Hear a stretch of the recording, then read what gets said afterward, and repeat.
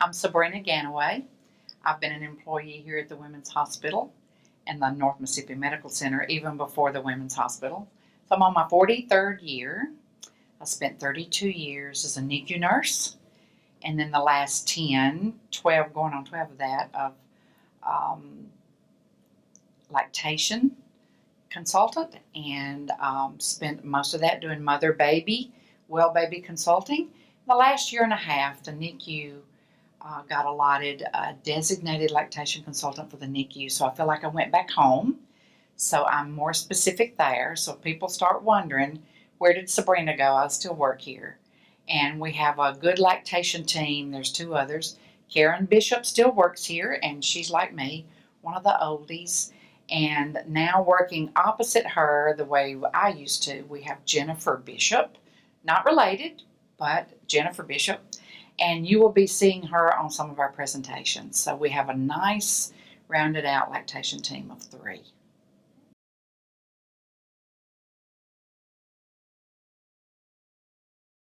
We've talked about the golden hour, so to help you know what it's going to be like the first 24 hours after you've had a new baby. The golden hour started us off and we put your baby skin to skin. So our first desire is for this baby to learn to breastfeed. But the wonderful thing about the golden hour and the skin-to-skin time is that imprinting on the baby's brain while the baby's laying on you, and your body's warming up right in here to keep your baby's temperature stable. And it's setting off responses in your baby's brain to hear the heartbeat that your baby already knows, and the smell of you, the sound of your voice, lets that baby know, if I'm with my mother, there's food close by. And the baby begins to go for rooting and groping toward the breast to actually find her food for the first time. So the reason we encourage skin to skin, uninterrupted, not just for the first hour, now we move you, mother and baby together, out to your room on the mother-baby unit, hopefully without ever taking the baby off your chest. So you might not know what the weight is for a little bit longer than what we used to.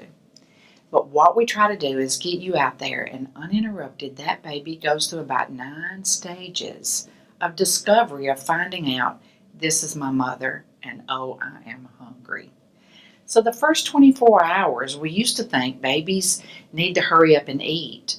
But the way we manage deliveries now with IVs and epidurals and things that can take a little bit more time, we don't have what we call unmedicated deliveries anymore. So on average, a baby can be affected by those things, not so terribly, but yet delay the suck response. So skin to skin encourages your baby, and we try not to interrupt that. So it might take your baby 3 to 4 hours to wake up and begin to want to root and act like he or she's ready to suck. So that's why we encourage you to keep your baby in that mother-baby environment. Dad's voice is important during that time, or your significant other, whoever's with you. But we want you and baby connected until that baby learns to feed. Now, breastfeeding is not about making it happen so quickly as it is allowing the baby to get ready to want to feed. So we don't have to force it. A baby's stomach's very small, so the first couple of days, we got a little stomach about the size of a chocolate Hershey's Kiss, and it doesn't stretch. And guess what? You'll say, I don't feel like there's any milk there. It's okay. Your breasts begin to get ready to be breastfeeders as soon as they realize you were pregnant. So there's an early milk called colostrum. It is not a spraying, pouring fluid. It is a thick, lava, gel-like milk that is very thick and concentrated, but jam-packed full of a lot of nutrition for your baby. So as the baby roots and begins to get on, there's a lot of things that happen in your brain and in your body that stimulates the milk to move toward the nipple. So we talk about positioning. Sometimes it's not about positioning. It's just being laid back and allow the baby to root and reach and grope and self-attach.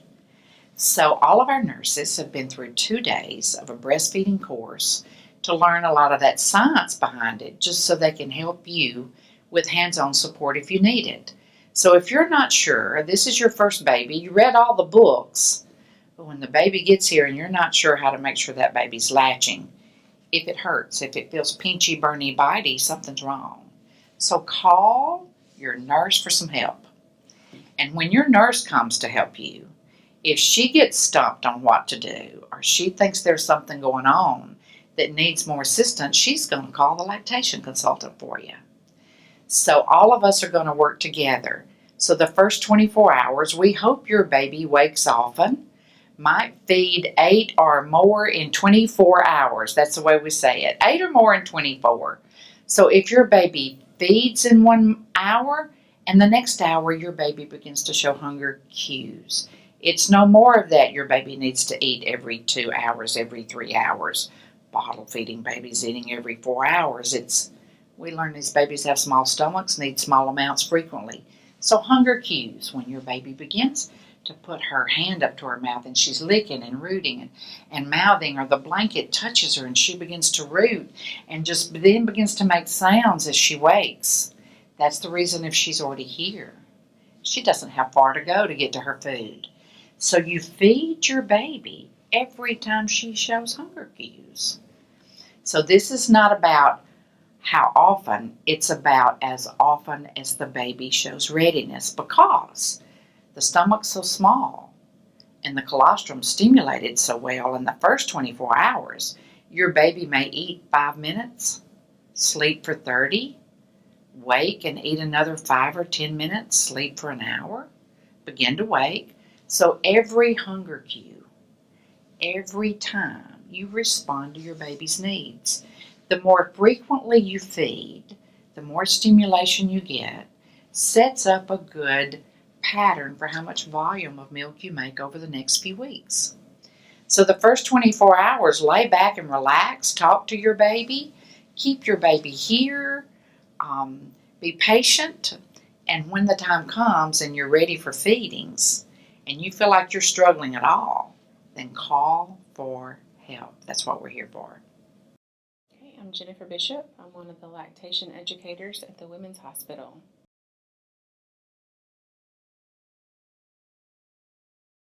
The first milk that your body produces is called colostrum. Colostrum begins production around the 16th week of pregnancy. So you've had plenty of time to develop plenty of colostrum for your baby. That's the first milk that your baby gets, and it's the best milk that your baby can get because it's full of immunities, it's full of fat, full of protein, all the good stuff that you want your baby to have, especially in those first few days.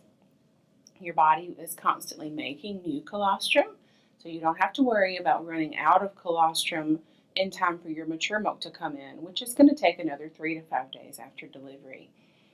There's a high concentration of nutrients, so it's a small quantity, which has a benefit that it also encourages your baby to nurse frequently, because more frequent nursing helps to encourage establishment and maintain a good milk supply.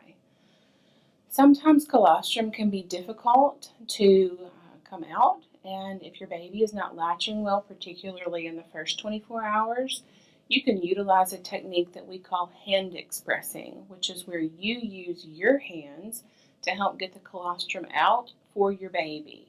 Your nurse can show you how to do that. The lactation team is available to assist you with that as well. After the first 3 to 5 days, after a series of hormonal changes occur in your body will begin producing mature milk. And that milk will be a higher quantity than the colostrum. So your baby will get a larger amount, but will still probably want to nurse frequently because it does take about 2 weeks for your mature milk to really come in to what we consider a full volume.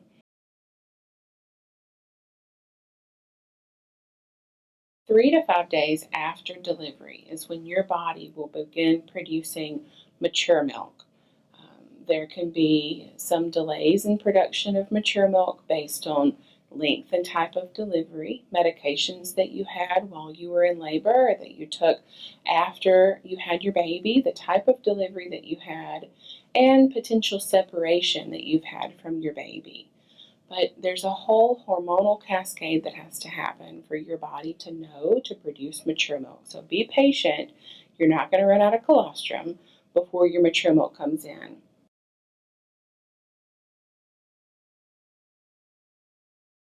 It's important to watch your baby closely for what's called feeding cues. Feeding cues are the different ways that your baby will tell you that they're hungry and ready to eat. The earlier that you can catch feeding cues, the better time you're going to have getting your baby to want to eat. Early feeding cues are things like stirring around, moving their arms, licking their lips. That might not look like a hungry baby to you, but if your baby especially has just woken up from a nap or a long sleep, that's the best time to go ahead and try to feed your baby. Mid-hunger cues are when your baby's telling you, I'm pretty hungry, it's really time to eat. And that's when you'll notice your baby stretching, doing a lot of rooting, smacking, turning around trying to grab the blanket into their mouth. And it's pretty important for you to go ahead then and start trying to feed. If you wait a little longer, then feeding cues turn into what we call late feeding cues, where you probably will have a pretty agitated baby. They'll probably be crying, and we consider that the panic alarm. And most people don't want to eat when they're mad, so it's important for you to get your baby up. Skin to skin is a great way for you to be able to calm your baby down, get them skin to skin with you, all the way undressed down to the diaper. You can talk to your baby because your voice is one of the most soothing things for your baby. Cuddle, give your baby time to calm down, and then get into a good, comfortable nursing position, and then you can go ahead with feeding your baby.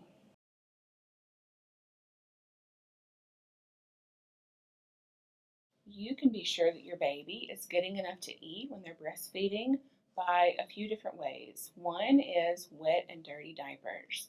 The number of wet diapers that your baby should have in the first several days of life should equal the number of days old that they are until around day 6, when it should be 5 to 8 or more wet diapers in a full 24-hour period. And remember, when you're thinking about days, days don't roll over at midnight. You think all the way back to 24 hours prior and count how many wet diapers your baby has had. Now, the diapers that we use at the hospital and most of the commercially available diapers have an indicator line on the diaper that will tell you if your baby's diaper is wet. That line is typically yellow and will turn blue if there's moisture in it.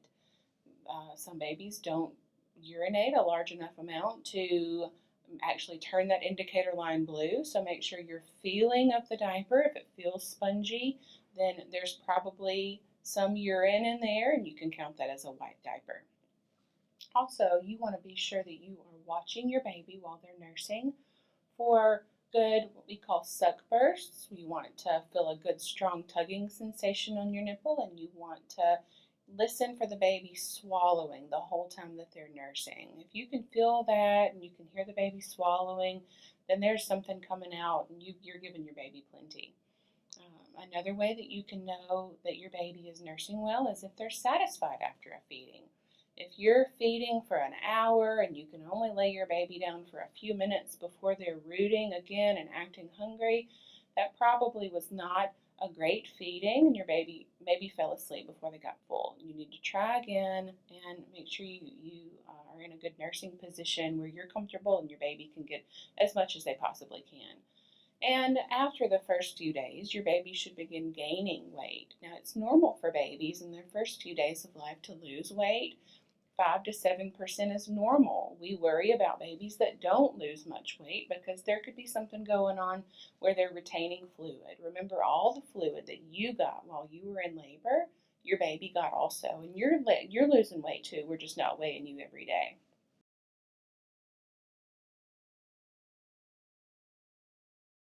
When your mature milk starts coming in, you'll be able to tell because your breasts are going to feel completely different to you and to your baby. This is something called engorgement. It's pretty uncomfortable. So there are ways that you can combat the discomfort.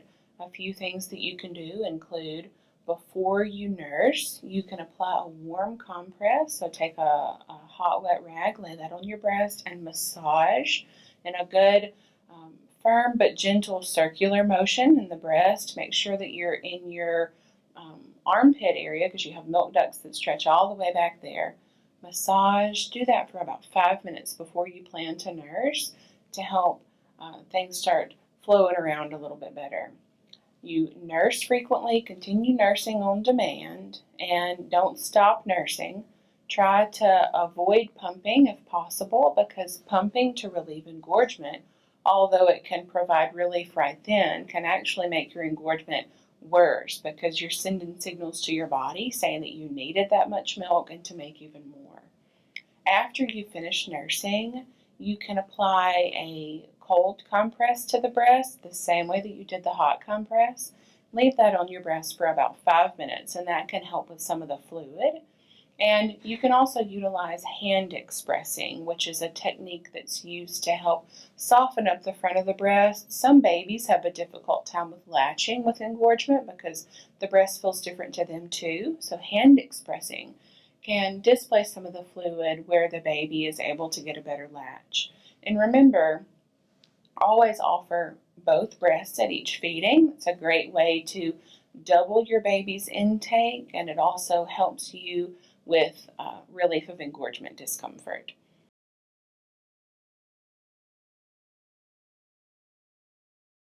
Cluster feeding is something that you'll hear people say their baby is doing frequently in the first couple of weeks of life.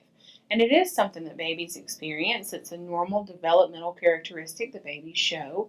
But cluster feeding can also look similar to ineffective milk transfer. And that's not something that we want you or your baby to experience. That can affect the baby's weight gain, and it also can affect your breast milk production. So cluster feeding, true cluster feeding, is clustered feedings all in a short time span. So your baby will want to nurse for 30 minutes, sleep for 30 minutes, nurse for 30 minutes, and do that for about a 3 or 4 hour period, and then your baby will want to sleep for 3 or 4 hours. That is cluster feeding. Ineffective milk transfer is the baby that wants to nurse for an hour or longer, and as soon as you take your baby away from you and you lay them down, they're showing hunger cues again and telling you that they're hungry. That is more ineffective milk transfer from some kind of breakdown in the process, be it a shallow latch or a milk production issue.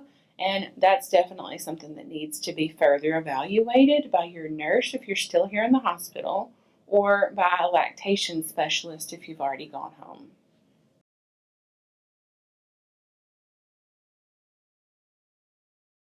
Once you're discharged from the hospital, your nurse will go over your discharge information. Your discharge packet will include breastfeeding specific discharge instructions. There's lots of great information there. And there is a document that's called How to Access Support Following Discharge that will include the phone numbers to the lactation department. We're here every day. You can call any time of the day, even if it's 3 o'clock in the morning. If you've thought of a question or you have a need in the middle of the night, go ahead and call and leave us a message, and we'll call you as soon as we get here the next day. Somebody is always here. There will also be websites for you to research, and these websites we have listed on that discharge sheet are factual information websites full of good knowledge for you, because remember, anybody can make a .com website. And that sheet also includes access to apps that you can download, a few that will help you know about medication safety and just breastfeeding and new mama care things in general.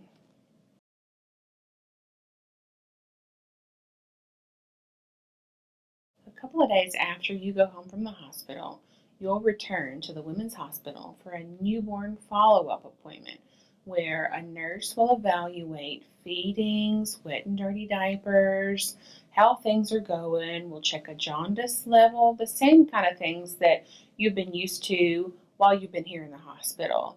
You'll also have access that day to a lactation specialist. So if you're having problems with breastfeeding, that's a great time to address those concerns with the lactation team. You can ask for them to come see you while you're in the follow-up clinic, or if there are concerns that the nurse has picked up on, she'll go ahead and call lactation and we'll just come down there and see you while you're here and can address any concerns or any needs that you have that day.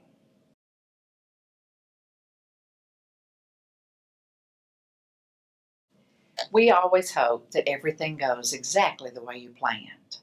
But there are times that mothers come in and deliver very prematurely, or even at the time that you get ready to deliver when you expected to, that something happens and the baby needs to be admitted to the NICU.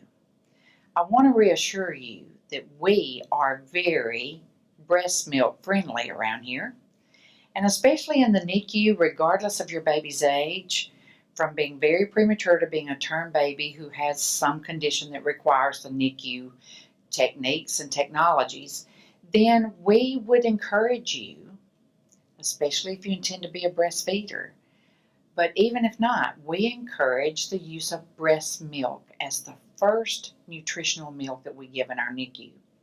So a lot of times you don't have time to plan for that or didn't think you would need a breast pump. So here, within the first 6 hours after you deliver, we try to get you counseled and encouraged and informed, and we have the breast pump and all the supplies to initiate getting you started pumping for breast milk, so you get the stimulation that you need to let your body know that yes, you've had this baby, and in the absence of the baby being able to go to the breast, we use the pump every 3 hours. It doesn't hurt. If it hurts, we're supposed to be fixing that. And so we have everything that you would need to initiate that process. And in those couple of days that you would be in the hospital, we can guide you with your insurance, or if you have Medicaid and WIC and other circumstances. So don't start hurrying up to go buy a pump. Talk with the lactation department. There are some documents that are required through a doctor's prescription, a verification that you've had your baby and in the NICU, and lactation and social work actually take care of those issues for you. And we take care of faxing documents if you need things taken care of with your insurance. And then we will follow with you for the time that the baby's in the NICU, just to try to keep you encouraged for if it's a long time that you need to pump to provide milk. So even if you had not intended to breastfeed, in the NICU, it's about providing the breast milk. And the more premature the baby, the more important it becomes for how long you can provide that milk. So if you have trouble with that, or you've had good milk supply and it goes down, if something happens, you get sick and you go to another doctor that's not associated with Women's Hospital, and they tell you to pump and dump, give us a call, because our references are geared more to the protection of the breast milk, so that our resources are well established in that type of study. So let's make sure that we protect your ability to breastfeed in the future, but your ability to provide the best milk for your baby, and that's your milk.